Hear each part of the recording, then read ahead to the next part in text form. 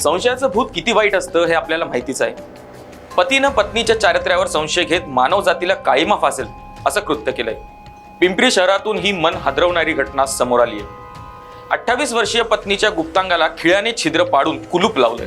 नराधम पतीला वाकड पोलिसांनी अटक केली असून पत्नीवर रुग्णालयात उपचार सुरू आहेत। नमस्कार, मी धवल, देशोन्नतीमध्ये आपलं स्वागत।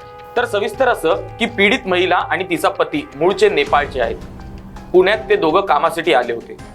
आरोपीला दारूचे व्यसन आहे। आरोपी काहीच कामधंदा करत नव्हता। या दाम्पत्याला 2 मुली आणि 9 महिन्याचा एक मुलगा आहे।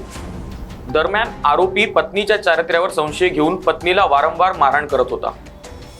11 मे रोजी रात्री सुमारे 10 वाजता त्याने पुन्हा पत्नीच्या चारित्र्याच्या संशयावरून मारहाण केली। पत्नीच्या गुप्तांगावर ब्लेडने वार करून तिला गंभीर जखमी केलं। यावरच न थांबता त्याने पत्नीला चाकूचा दाग दाखवून जीवे मारण्याची धमकी दिली।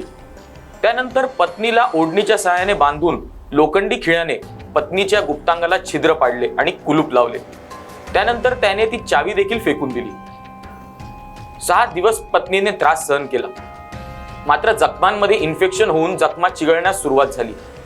वेदना सहन करण्याच्या पलीकडे गेल्यानंतर पत्नीने महापालिकेचे यशवंतराव चव्हाण रुग्णालयात धाव घेतली। हा प्रकार पाहिल्यानंतर उपचार करणारे डॉक्टरही हादरून गेले। चावी मिळत नसल्याने अखेर डॉक्टरांवर शस्त्रक्रिया करून कुलूप काढण्याची वेळ आली।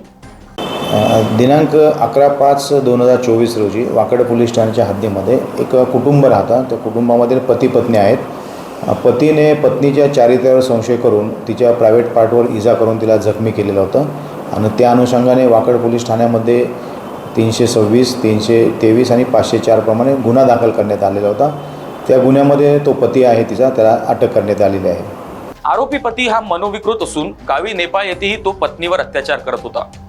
आरोपी पतीला अटक केल्यानंतर पोलिसांनी त्याला न्यायालयात हजर केलं। यावेळी न्यायालयाने त्याला न्यायालयीन कोठडी दिली। त्याची रवानगी येरवडा कारागृहात देखील करण्यात आली। चारित्र्यावर संशय घेऊन आरोपीने विकृतीचा कळस गाठल्याचं पाहायला मिळालं। या प्रकारावर पोलिसांनीही संताप व्यक्त केलाय। अशाच रिपोर्ट पाहण्यासाठी देशोन्नती डिजिटलला सबस्क्राईब करा आणि पाहत राहा देशोन्नती। नमस्कार।